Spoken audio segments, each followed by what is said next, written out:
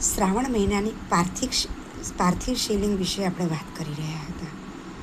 પાર્થિવ શિવલિંગ માટે વિશેષમાં કહું તો પાર્થિવ શિવલિંગ માટે જ્યારે તમે માટી લો ત્યારે 12 ગ્રામ જેટલી માટી લેવાની.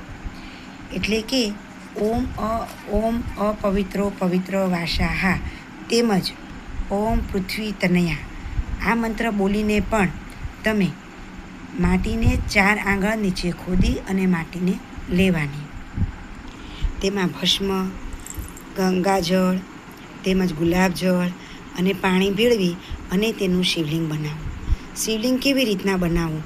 તો બીલીપત્ર ઉપર તમે ઓમ મહેશ્વરાય નમઃ બોલી અને નાની નાની ગોળી જેમ વાળતા હોય તેવું શિવલિંગ આકારનું બનાવી અંગૂઠાના જે અંગૂઠો છે અંગૂઠાના તમે જે વેઢા છે એનાથી પણ નાનું શિવલિંગ બનાવવું યોગ્ય રહેશે, જેને વજ્ર કહેવામાં આવે છે.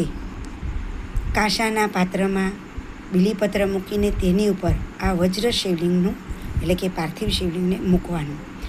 તેમ બોલવાનું ઓમ શૂલ પાણયે નમઃ હે શિવ ઇહ પ્રતિષ્ઠાભ્યો નમઃ તેમ કહી અને તે શિવલિંગની પ્રતિષ્ઠા થઈ ગણાય. ત્યારબાદ ચોખાથી શિવલિંગ ઉપર આપણે તેની પૂજા કરવી. ઘણા એક ચોખો મૂકે છે, ઘણા ઓમકાર કરે છે, ઘણા ચંદનથી ઓમકાર કરે છે.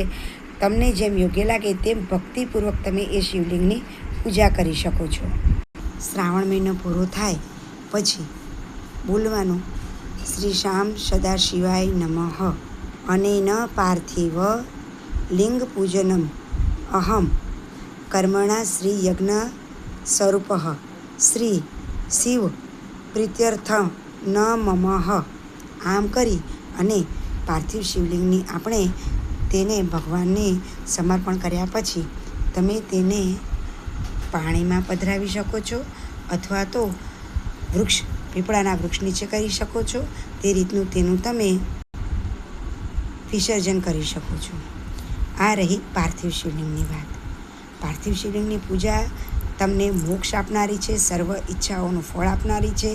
તે સિવાય શિવની પંચોપચાર, દશોપચાર, ષોડશોપચાર, માનસ પૂજા પણ શિવની કરી શકાય છે. માનસ પૂજામાં ફક્ત શિવની માનસિક જ પૂજા કરવાની હોય છે. એટલે મનથી જ શંકર ભગવાન ઉપર તમારે જે કંઈ પણ વસ્તુની પૂજા કરવી હોય તે તમારા ભાવથી તમે કરો છો તે રીતનું આપણે કરવાની હોય છે. ઘણાને ટાઈમ નથી હોતો પૂજા કરવાનો, સમય નથી મળતો, ત્યારે તેઓ માનસિક પૂજા એવી રીતના કરવી કે ભગવાન શિવ કદમના વૃક્ષ નીચે સિંહાસન ઉપર બેઠેલા છે અને તમે તે શિવલિંગની જોડે પૂજા કરો છો.